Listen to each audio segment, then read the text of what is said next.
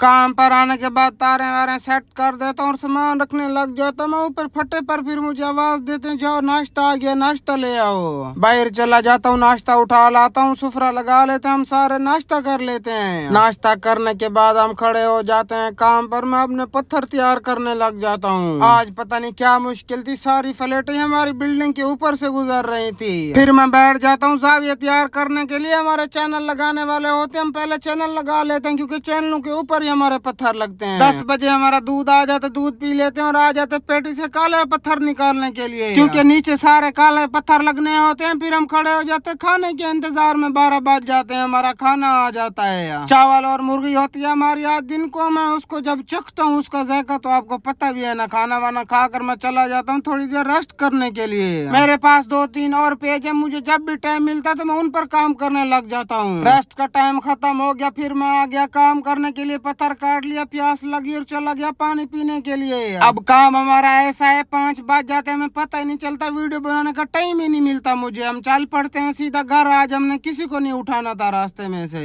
घर आकर मैं सीधा चला जाता हूँ बूफिया में, मैं देखता हूँ कोई चीज खाने की है या नहीं है। सेब पड़ा हुआ होता है, हम उसको काट लेते हैं और मैं चला जाता हूँ नहाने के लिए रूम पर। नहा धोकर मैं आ जाता हूँ बाहर दानिश भाई के पास। दानिश भाई को सलाम किया, मैंने बोला मुझे एक समोसा बना के दो। ये समोसा ही नहीं बना के दे रहे होते, मैं इनकी चाय उठा लेता हूँ। मैं बोल रहा हूँ तो मुझे समोसा बना के दो वरना मैंने सारी चाय पी जानी। ये बना के नहीं देते, मैं खुद ही फुल प्लेट बना लेता हूँ अपने लिए। समोसा खाने के बाद मैं चला जाता हूँ मानी भाई के पास। मानी भाई हमारे पड़ोसी, इनके साथ में सलून है। मैं जाता हूँ इनसे गपशप लगाता हूँ, इनको एक पेज भी बना के देना होता है। मैं आ जाता हूँ शीशे में खुद को देखने के लिए। मानी भाई मुझे बोलता है ये जोन सा तुमने कवर लगाया ये तुम्हारा मोबाइल खराब कर देगा, तुम्हारा धूल का काम होता है, जाओ तुम दूसरा कवर लेकर आओ। मानी भाई की बात मुझे पसंद आ गई, मैं ले आया ये वाला कवर। 40 रियाल का। रूम पर आया हूँ, चाचू ने मुझे बोला मेहमान आए हुए हैं, जाओ तुम दूध और 7 अप की बोतल ले आओ। ये दोनों चीजें मुझे 11 रियाल की मिलती है। मैं चला जाता हूँ रूम पर, मैं 7 अप को पहले मिक्स कर लेता हूँ जिसे इधर सिफन बोलते हैं, उसके ऊपर दूध डाल लेता हूँ। 1-2 कासे मैं दूध के पी लेता हूँ और आ जाता हूँ बाहर। बादशाह को जब मैं देखता हूँ ये नाकाम कोशिश कर रहा होता है हलवा पूड़ी बनाने के लिए। अब रोटी इसने ऐसे लगाई हुई थी, मैंने बोला तुम्हारा दिमाग बिल्कुल भी नहीं है। ये मुझसे गुस्सा कर रहा था आगे से। खाना मैंने नहीं खाया था अभी तक। दानिश भाई और शबीर खाना खा रहे थे, मैं चला जाता हूँ इनके साथ खाना खाने के लिए फ्री का मेहमान बनकर। बड़ी मुश्किलों के बाद मैं इनके साथ खाना खा लेता हूँ और साथ में 5 रियाल भी ले लेता हूँ पेप्सी के।